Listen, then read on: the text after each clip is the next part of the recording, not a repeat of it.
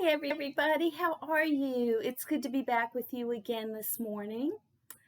Today, before we begin, I'm going to show you something that you're going to say, what is she showing me this for? Are you ready? And let's see if you can figure it out. First, I have flip-flops. I wear these just when I'm not going anywhere special. They're just fun to wear. And I have my Chacos. I can wear these hiking. They have a thread on them. I can wear them if I want to go in the water, like if I'm hiking over a creek to the beach. I can wear them pretty much anywhere. And then I have my tennis shoes or walking shoes or whatever you want to call them. These I wear when I take my morning walk. Every day, usually, I take a nice long walk, sometimes with Pastor Bob and our 2 dogs, and sometimes by myself. It just depends. And then finally, I have these shoes. These are my church shoes when I'm getting dressed up. I will wear these. Now think about your shoes, and when do you wear your shoes? I wear my shoes anytime I go outside, and even in the house, I usually will keep a pair of shoes on, but not always. Some people take off their shoes when they get inside their house, but everyone I know wears shoes outside. And why is that? Right. We want to prevent our feet from getting hurt. We want to protect our feet. There could be sharp objects, there could be dirt, there could be all sorts of things that we don't need to get on our feet. Well, this morning's story is about a time when God told someone to take off their shoes outside. Imagine that. I'm going to read it to you. It's called The Burning Bush. And I'm reading out of the Spark Bible. And I will show you squiggles. Moses was watching his sheep in the hot, dry desert.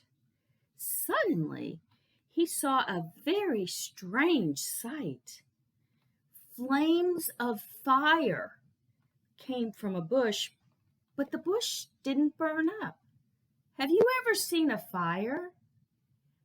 Well, sometimes you might have one in your fireplace, or you might have a fire pit out in your backyard. And what happens to the wood? It disintegrates. It turns to ash, right? You have ashes instead of wood. Well, this bush didn't burn up. Moses squinted his eyes to try to see better. He looked around the bush one way and then another way. Moses, Moses, said a loud voice. Moses was scared. Would you be scared if you heard a loud voice coming at you in the desert? I would. Here I am, he said. Take off your shoes, the voice thundered. The place you are standing is holy ground. Well, Moses kicked off his sandals, keeping his eyes on the flaming bush. I am the God of your fathers, the voice said. Moses hid his face. He was afraid to look at God. And here you can see the burning bush, right? But it's not turning into ash. And there's Moses with his sheep and his sandals. And there he is, kneeling down with his sandals off, and who's right next to him? Squiggles.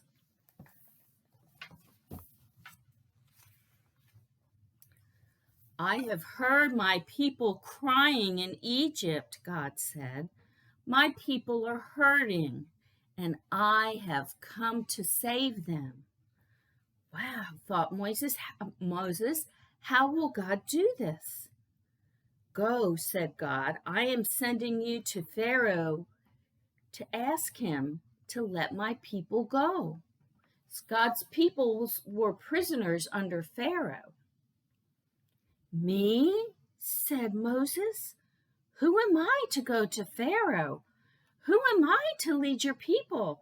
He threw himself on the ground before God, but he kept one eye on that burning bush.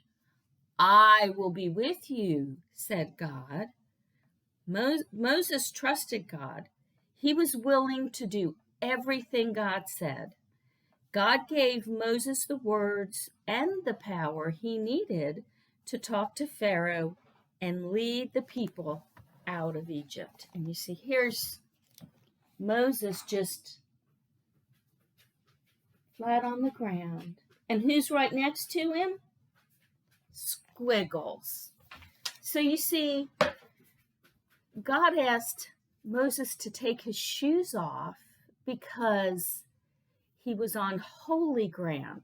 So if you want to compare that to your house, if your mom has just cleaned the floors, she will say to you, take your shoes off before you come in so you don't track mud in here. Well, holy ground means it's God's space, and God's space is very special. And so we take off our shoes to honor him. That's why he had Moses take off his shoes. It was a symbolic way of saying this is a pure, holy land. Well, I hope you all enjoyed the story this morning. I miss you. I love you. And remember that Jesus loves you so much.